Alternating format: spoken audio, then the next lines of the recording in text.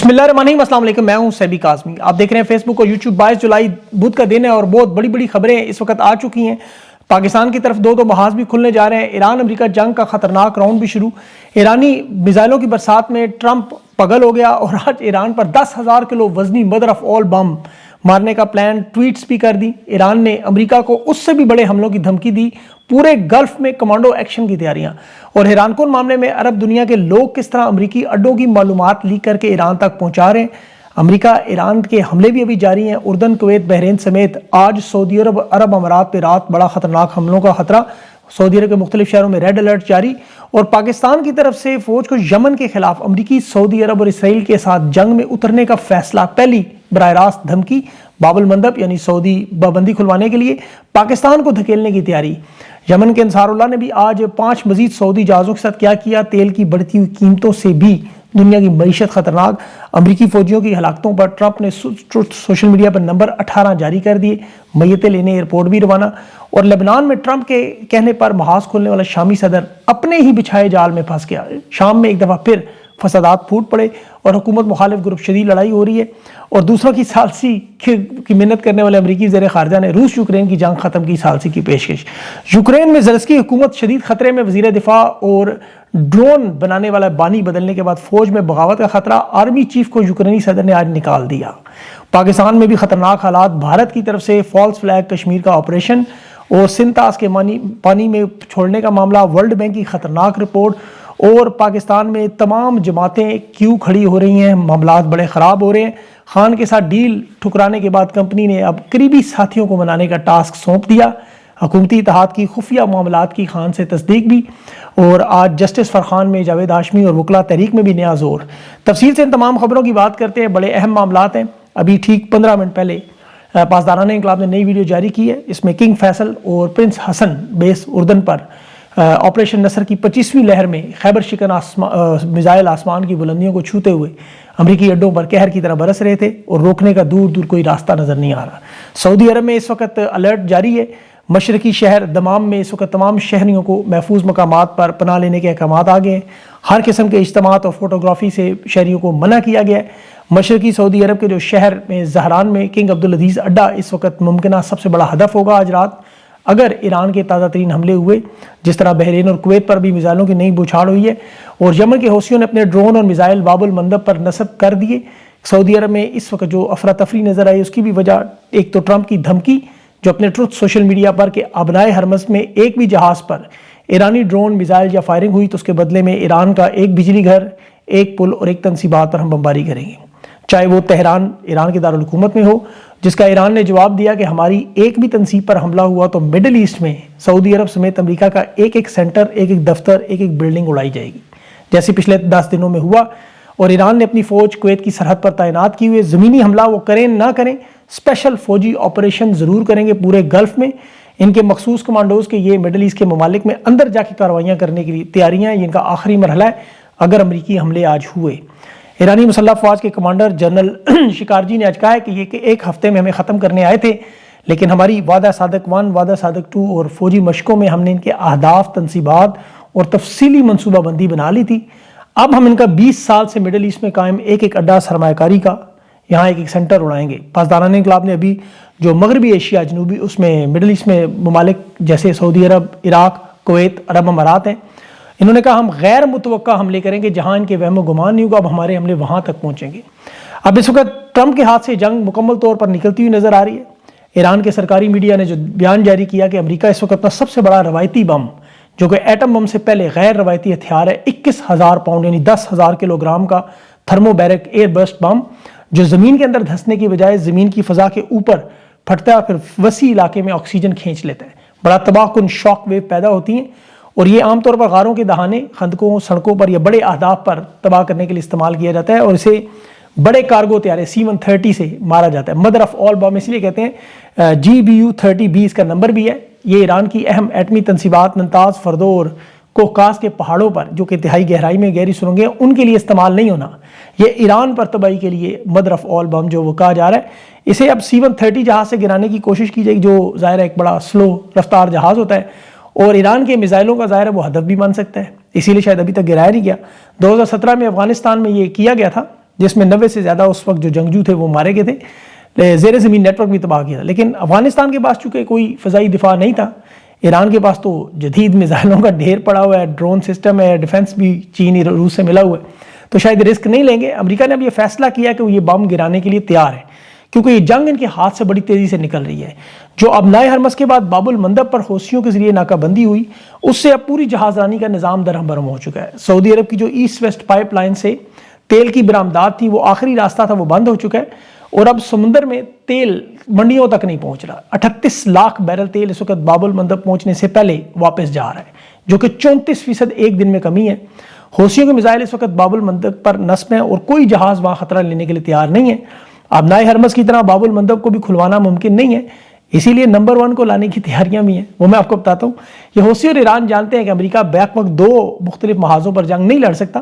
بحیرہ احمر میں حوثی ایک طویل اور مہنگی سمندری جنگ لڑنے کی پوزیشن میں، ان کے محدود حملے ہوتے ہیں آپ کو پتہ ہے، اور چونکہ خطے میں طاقت کا توازن یہ ہے ڈرون حملے.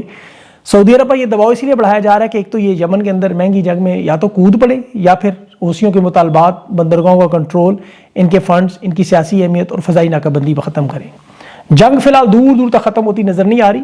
ٹرمپ ابنائے حرمز میں اس قدر پریشان ہے، یہ جو ٹروتھ سوشل میڈیا پہ دھمکی بھی دی، اور یہی سب سے بڑی ہار نظر آتی ہے، کیونکہ ایران کے پاس دیکھیں ابھی تک ایٹمی ہتھیاروں کا اعلان نہیں ہے، لیکن امریکہ اپنے $1.5 کھرب لگا کے جنگ میں جانا چاہتا ہے. یعنی ایک طرف تو بجٹ ہے، دوسری طرف ان کا اپنے ہتھیاروں کا معاملہ ہے، کمی کا، اسلحے کی کمی کا. اور امریکی وزیر دفاع تو کانگریس اور سینٹ میں آپ نے دیکھا کہ کس طرح اپنے فنڈز کے لیے رو رہا تھا. ایران اپنے ڈرون جو ان کے سب سے اہم ہتھیار ہے امریکی اڈوں کے لیے، اس کی تازہ 3 پروڈکشن کی ویڈیوز جاری کر رہے ہیں، جو کہ ٹرمپ کے دعووں کے بالکل الٹ ہے کہ ہم نے ان کی صلاحیتیں ختم کر دیں. اور ابھی تو نت نئی صلاحیتیں ایران کے پاس روز نظر آ رہی ہیں. اور اب تو عرب دنیا میں ایک نیا معاملہ ہوا ہے. یہ جو امریکی اڈوں کی نشاندہی ہوئی وہ عرب عوام کی طرف سے تھی. یہ موافق ثالثی اردن میں جو تھا وہ اردن کی عوام نے یا ان کی فوج کے لوگوں نے اڈوں کی نشاندہی کی، جو نشانے اتنے درست لگے. اب عرب ممالک دیکھیں ایرانی حملوں کا جشن مناتے ہیں، وہاں امریکی اڈوں کی خفیہ اطلاعات پہنچاتے ہیں، اسی لیے وہاں فوٹوگرافی اور یہ ویڈیوز ان کو بڑی سختی سے روکنے کی کوشش کی جاتی ہے. اب یہاں جو سب سے بڑی ڈیولپمنٹ ہوئی ہے وہ پاکستان کے حوالے سے ہے، کیونکہ اس جنگ میں جو ایران کی کشیدگی تھی اس میں پہلی دفعہ پاکستان کی طرف سے بیان آیا، اور عربی انگلش دونوں میں، کہ حوثیوں کو ایک تو تیل کی مذمت ترسیلات بند پہ، باب المندب پہ، کیونکہ عالمی منڈی میں تیل کی قیمت اب $95 فی بیرل پر پہنچ گئی ہے. سعودی وزیر خارجہ نے پہلے بیان دیا کہ خود مختاری کا احترام کیا جائے، جو اس کی خلاف ورزی کرے اس کا احتساب کریں.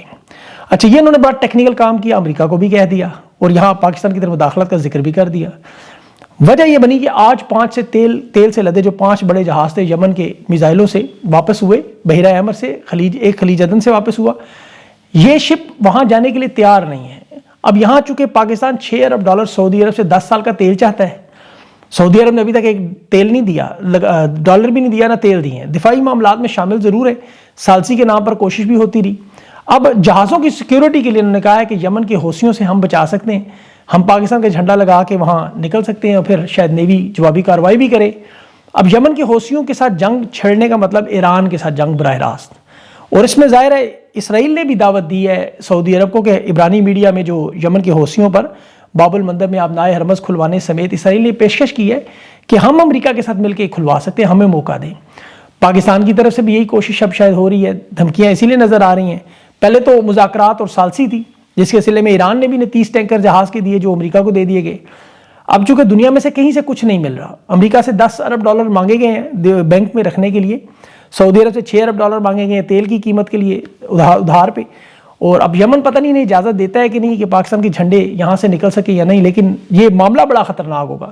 سعودیہ اگر پاکستان کے جہازوں پر جھنڈے لگا کر اپنا تیل بیچے تو یہ تو خیر وہ نہیں ہونے دیں گے، انہیں پتہ ہے واردات. اور امریکہ کے لیے 2 محاذوں پر ظاہر لڑنا ممکن نہیں ہے. اور یہ سول ایٹمی معاہدہ بھی ابھی دیکھیں سعودی عرب کے ساتھ بڑی واردات ٹرمپ نے اسی لیے کی کہ اس وقت سعودی عرب سمیت عرب دنیا پر امریکہ کا اثر و رسوخ تقریباً ختم ہو چکا ہے. یہ جو ڈیل انہوں نے کی اس پر اسرائیل کے اعتراضات تھے، لیکن ٹرمپ نے پھر بھی کی. کریڈیبلٹی کا مسئلہ تھا، کیونکہ ابنائے حرمز باب المندب دونوں بند ہیں. امریکی اڈوں کا جو حال ہو رہا ہے وہ 10 دنوں میں آپ نے دیکھ لیا. تو وہ جو عسکری ہیبت تھی امریکہ کی وہ ختم ہو چکی ہے. اب یہ ایٹمی ڈیل سعودی عرب کے ساتھ اسی لیے کی گئی کہ ورنہ وہ چین یا روس کے ساتھ کر لیتے. اب ایٹمی ڈیل کر کے امریکہ ایک تو مال بھی لے گیا، ریال بھی لے گیا، چین کا اثر و رسوخ بھی روک گیا، اور جو ایٹمی پاور پلانٹ اور یورینیم کی افسودگی میں جو سعودی عرب کے مذاکرات ہیں وہ بھی ختم کروائے، کیونکہ انہیں پتہ تھا چین ورنہ پورے مڈل ایسٹ کے تیل جوہری انفراسٹرکچر پر قبضہ کر لے گا. اب سعودیہ کی ایٹمی جو پلانٹ ہے، ریئیکٹر ہے، ٹیکنالوجی ہے، اس کی مد میں جو سینکڑوں اربوں ڈالرز ہیں وہ بھی امریکی کمپنیوں کو مل جائیں گے. پھر خطرہ یہ بھی تھا مسلمان ممالک اکٹھے نہ ہو جائیں. یہ تو آج فیلڈ مارشل ان کے کیمپ ہے نا، کل تو آپ کو کوئی پتہ نہیں آنے والا چیف کیا کرے گا. اسی لیے سعودی عرب سے ڈیل امریکہ نے فل فور کی.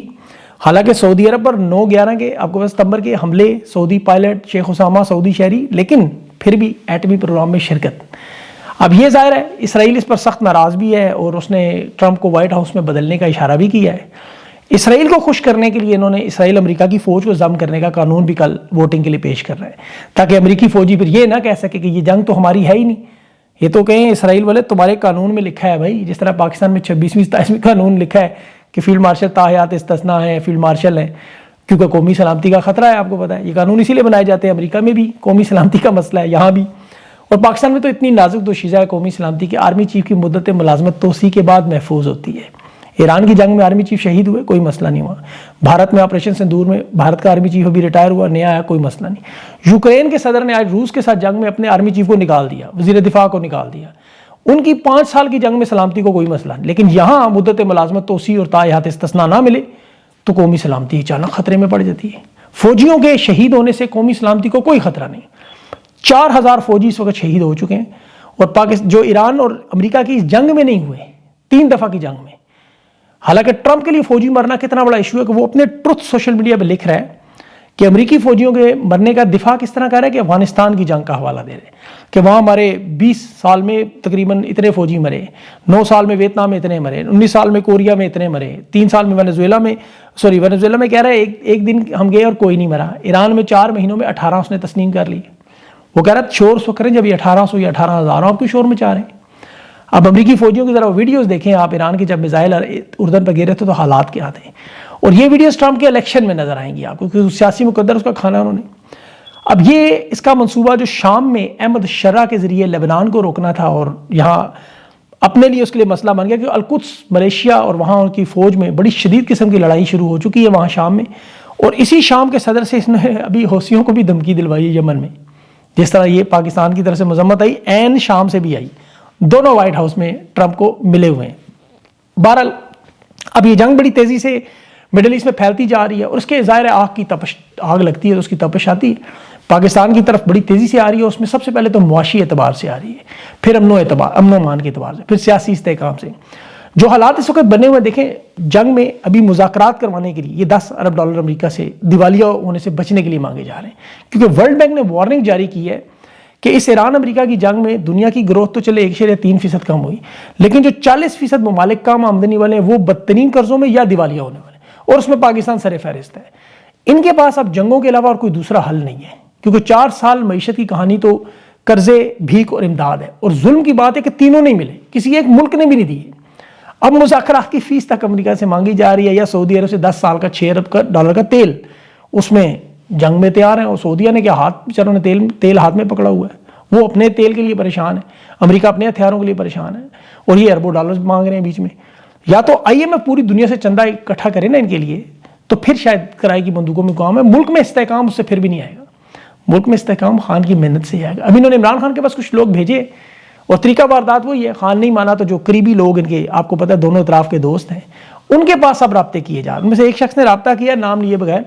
انہوں نے کہا کہ یہ حکومتی اعلیٰ ترین شخصیات ہمیں کہہ رہی ہیں کہ عمران خان سے گارنٹی لے کے دیں عمران خان سے. اور جو ملاقاتیں ہو رہی ہیں کہ ایک دفعہ عمران خان گارنٹی دے دیں، پھر ہم ان کی گارنٹور بنتے ہیں اور پھر معاملہ آگے بڑھاتے ہیں. لیکن ظاہر ہے یہ وہی وارداتیں. عمران خان کی رہائی کا طریقہ آپ کو پتہ ہے عوامی طریقہ ہے، جو شاید ہو سکتا ہے 5 اگست سے آپ کو بڑے ہائی لیول پہ نظر آ جائے، کیونکہ ان حالات میں کچھ بھی ہو سکتا ہے.